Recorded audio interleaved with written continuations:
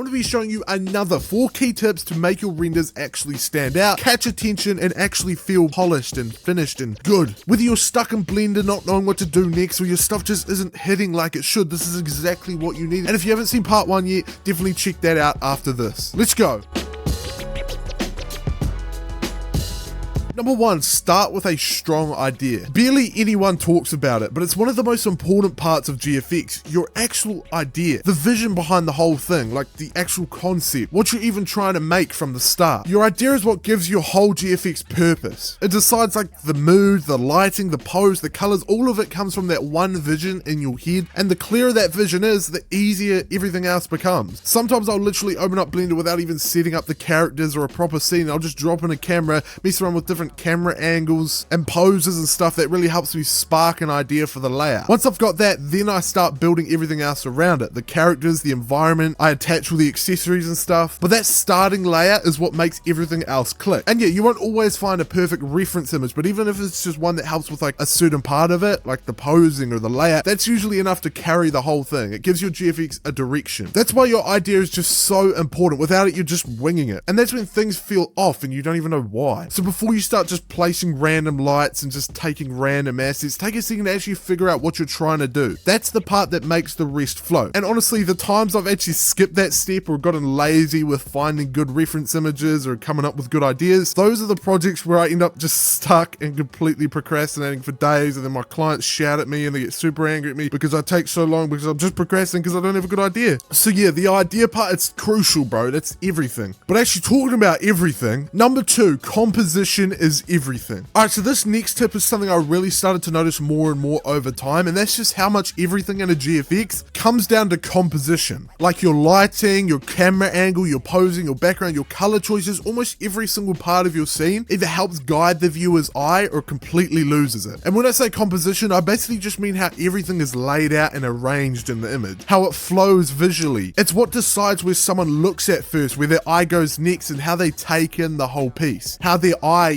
flows through the scene. It's the structure behind the visuals, and when it's done well, it just feels right, even if you can't explain why. It makes everything feel intentional. You're making sure the viewer actually sees what you want them to see in the order that you want them to see it, without their intention just bouncing around aimlessly. Think of things like leading lines, even just straight angles or props, or the way specific limbs or things are bent, and random background objects and anything like that can subtly guide the viewer's eye towards your subject. You can even use certain shapes or lines to block off parts of the image, stopping the eye from drifting where it doesn't need to go. It's a pretty deep, sneaky psychological trick going on in the background. In Roblox GFX, you don't really need to go that deep, but just being aware of it does help quite a lot. And yeah, you don't need to nail some perfect composition every time. You don't need to follow all those classic rules like the golden ratio, the rule of thirds, or really overthink all of it. Most of the time, it's just about what feels right. If the eye flows smoothly, if the main focus point and the secondary focus point is clear, and you kind of guide the viewer's eye through the scene, and nothing feels super awkward or distracting, then you're doing it right. So yeah, I'd say composition is everything because it's the invisible glue that holds all of your choices together. But don't let that scare you into trying to make everything technically perfect. I want to make that very clear, and try to guide the viewer's attention in a way that feels intentional. That's really what it comes down to. Number 3, be intentional with every choice. So building off that last tip, yeah, composition is very important, but why you place things where you do, that's where intention comes in. So this is kind of a bit of an extension from the last tip, like doing things on purpose with actual meaning behind your choices. I've noticed it a lot when I look at professional GFX artists or designers in general. The more skilled and professional someone is, it's usually the more intentional their work feels. Nothing feels random. It's not just, oh yeah, I'm gonna use that color because it looks cool. It's more like, this is this color because it brings more contrast, or this pose helps tell the story, or this lighting really supports the mood. You start to realize that everything in their work is there for a reason, or at least, most things are. The more experience someone has, the better their understanding becomes, and the more control they have over their work. And that's really what professional means half the time. Just knowing why you're doing what you're doing, like why this camera angle, why this character expression, why this lighting setup. It's not just throwing things randomly and hoping it sticks, it's building with purpose. Doesn't mean you have to over-analyze every little thing. Once again, just like the last tip, I want to make sure, take all of this with a grain of salt. It's not some perfect formula, but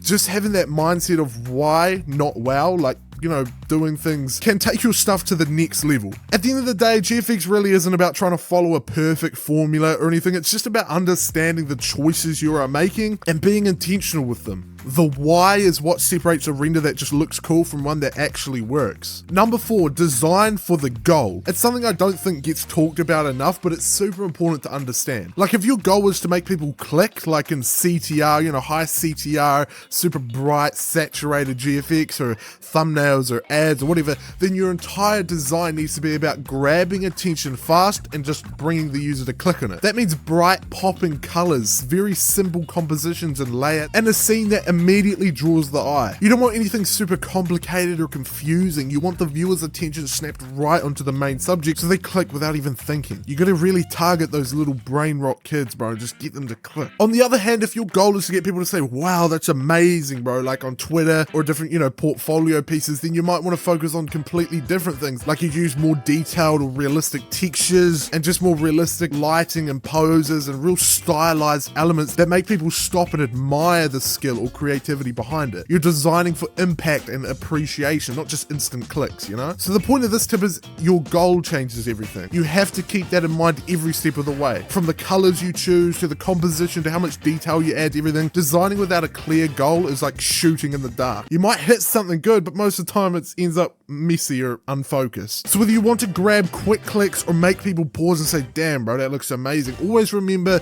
to design with the goal in mind. That's how you make GFX that actually looks good. Hey, and just before we wrap up the video, I want to quickly go back to something I mentioned in my last tips video, almost as just like a little bonus tip here, because I think it's something worth talking about a bit more, and it's the idea of comparing your work to other artists. Now obviously you always hear people say don't compare yourself to others, and yeah, if you do it in the wrong way, it can definitely mess with your head. If you're just using it to like tear yourself down, beat yourself up like, bro, my work sucks compared to theirs. Or I guess don't compare your art to other people just to hate on yourself, compare to understand. Ask yourself, why does their GFX feel so clean, so powerful? Maybe it's the skin tones, the way they're saturated just enough, or the shadows and shading, or the contrast between different objects and all these different things, how the colors flow and how balanced the composition and everything is. Try to really break it down. What are they doing that you're not? It's not really about copying what they're doing, but just observing, borrow their thought process. Not their style, just borrow their thought process. You're trying to get into the mindset of what makes a GFX piece feel so high quality, so you can bring that energy into your own style. That's the kind of comparison that I think actually helps you grow. And in general, observing other people's works, observing the different speed arts that a lot of people do, that I do in my videos, and observing all these different GFX communities and stuff where they talk about GFX, just observing overall is an incredible tip, because that's really how you get better, is just observe and see how other people are doing there. Alright, and that's pretty much it. If you're still stuck, don't overthink it, man. Just zoom out and ask yourself, like, what are you really trying to do? Like I said in my last tips video, which by the way, you can go check that out now. You're allowed to click off the video. I give you permission now. You're allowed to do that now, and go check that one out. But like I said in my last tips video,